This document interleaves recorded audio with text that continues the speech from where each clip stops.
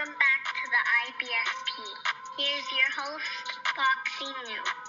Why David Benavidez beats David Morrell. Look, let's break it down honestly and objectively as possible. And David Morrell versus David Benavidez is a 50-50 fight. This is a very even fight where either guy can win. Two completely different styles, two completely different fighters. But it's going to be a very entertaining fight, and this is why I think David Benavidez is going to win this fight. It's simply because David Benavidez has a few advantages. First off, we look at those advantages. You see David Benavidez has the hand speed over David Morrell. For the first time in David Morrell's career, he's going to be fighting a guy with faster hands. He's going to be fighting a guy with way more experience. He's going to be fighting a guy with a higher work rate and who throws faster combinations.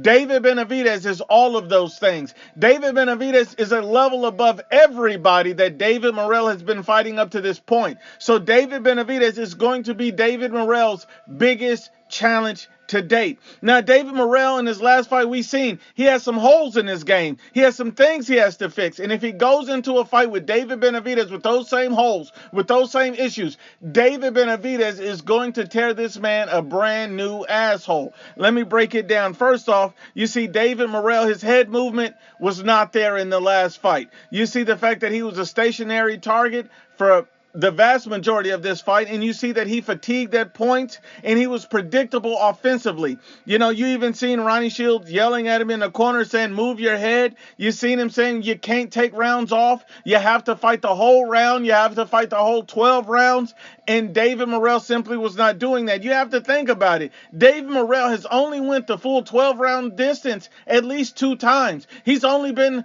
with, Ronnie Shields in his corner for 6 fights. So at the end of the day, David Morrell is not used to going the distance. He's not used to going the full 12-round distance and having his fatigue and stamina tested in that way. And David Benavidez is going to be standing in front of you all night long. That's a massive problem for David Morrell, and I can see David Benavidez pressure wearing down David Morrell to the point where Morrell fatigues, takes rounds off, and then gets pummeled, and that's how David Benavidez is likely to end up with a decision victory.